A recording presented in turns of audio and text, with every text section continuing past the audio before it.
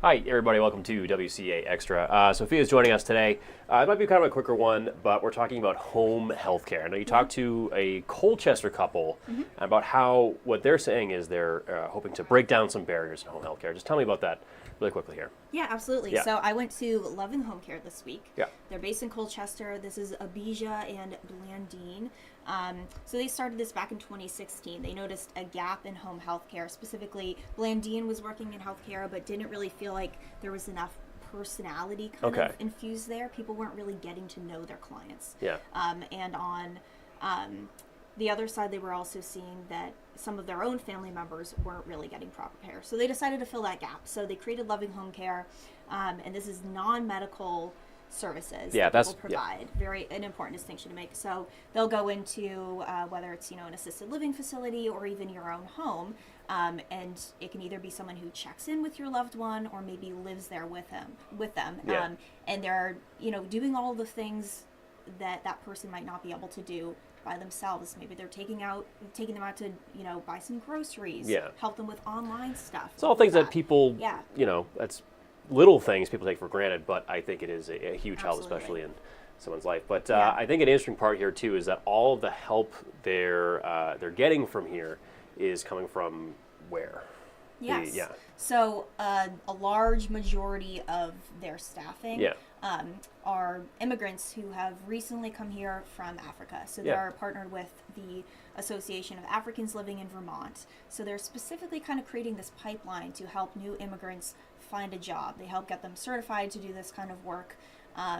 So helping them kind of enter the industry, which they themselves found to be hard to break into at first when they created this business. It definitely sounds like almost like a two-pronger, getting the help they need and, getting people breaking into an industry or in jobs that otherwise might be hard to get. But it's a great story, and I think we'll pull it up now and we'll take a look. But Sophia, thanks. You bet. When Wendy Freundlich's mother, Joyce, developed dementia, she struggled to find a caretaker up to the task. The caregivers that I found were not able to deal with her behavioral stuff. Then, Freundlich heard about Loving Home Care, a Colchester home health care business. Their caregivers moved in with Joyce, helping with basic needs and taking time to get to know her. When she was old, she wanted to watch movies and eat ice cream. And so the caregivers were able to do that. These caregivers connected with my mother in a loving way. Loving Home Care is based on Ubuntu, an African philosophy emphasizing togetherness and community. Manga and his wife Blandine started the business in 2016 after noticing a gap in quality care. They care more about the personal care, but not the emotional part. But despite the couple's passion, Vermont didn't seem ready for them at first. Manga, who's from the Congo, says he experienced racial bias when trying to get a business loan or talking to potential clients. When we answer the phone, the first judgment is about the accent. If they can even speak good English, would they be able to take care of my parent?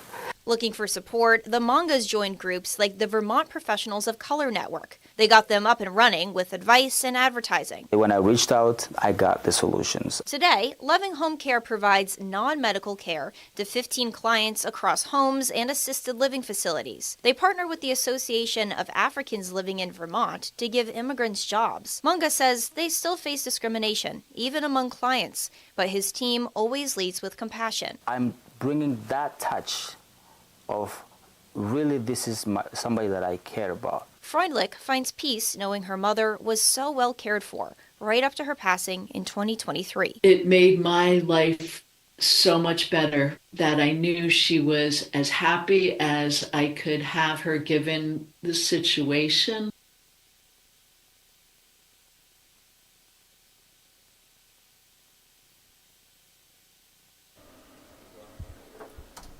Great story there by Sophia Thomas. We actually have to pull up weather right now. Yeah. I didn't even realize that it wasn't up. So stand by.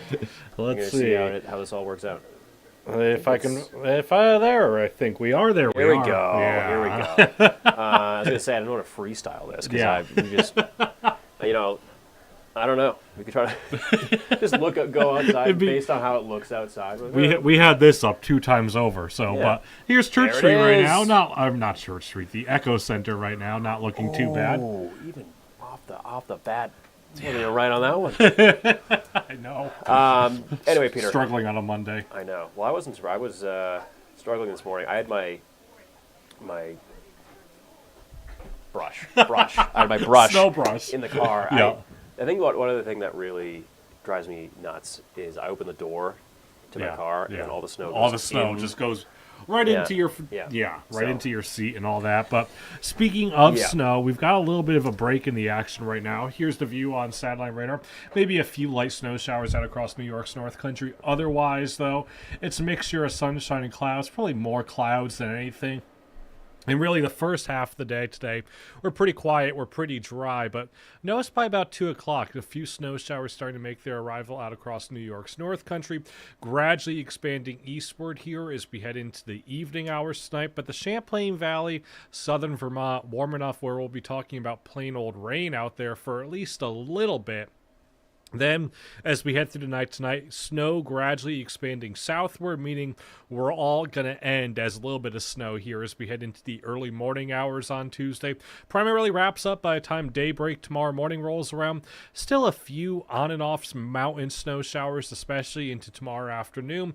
But I also think we could see a few breaks at sunshine here and there. And then that begins to wrap up as we head into tomorrow afternoon and tomorrow evening. In terms of how much snow we're talking about, Champlain Valley, southern Vermont, where we're seeing more of that rain mixing in. Probably a trace up to an inch or two. Away from that, a fairly widespread 2 to 4 inches of new snow. However, the Adirondacks, the higher elevations of the Greens, could possibly pick up an additional 3 to 6 here in that same time frame. Temperatures out there right now, hanging out in the teens and 20s. Actually got a few lower 30s going already. 32 for Rutland and 31 right now for Bennington. And as we head into the rest of the day, a lot of us are going to be talking temperatures mid to upper 30s, lower 40s out there. So that's why we start off with a little bit of rain mixing in here, especially in the broader valley locations. But notice that we're all getting colder tonight, teens and 20s, so that's why we're going to see that end as a little bit of snow here before daybreak tomorrow morning. Rest of your day on Tuesday.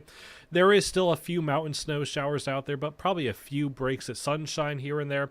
Temperatures here, for the most part, climbing back into the 20s, a few lower 30s off to the south for daytime highs for your day tomorrow. Again, you can see the precip chances gradually ticking up here as we head towards later this afternoon and this evening. Warm enough in the Champlain Valley where we're probably starting off of a little bit of rain. Again, a look at those snow totals to trace the 2 inches here in the Champlain Valley. Now look at that 7-day forecast. We get a little bit of sunshine going for the day Wednesday. Thursday, we're going to keep an eye on another system.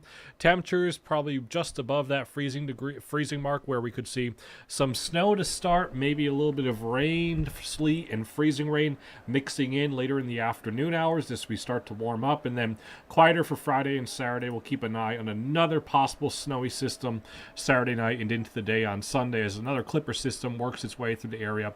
That could produce a couple inches of new snow once again. Yeah, Peter, seen a lot of icons on the 7 day there between the snow.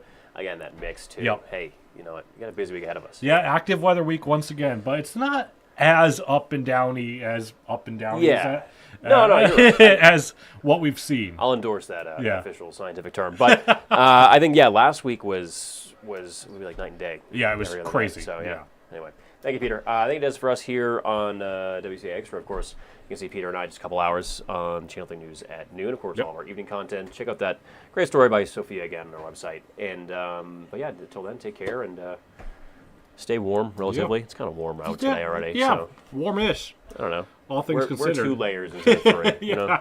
Anyway, thanks.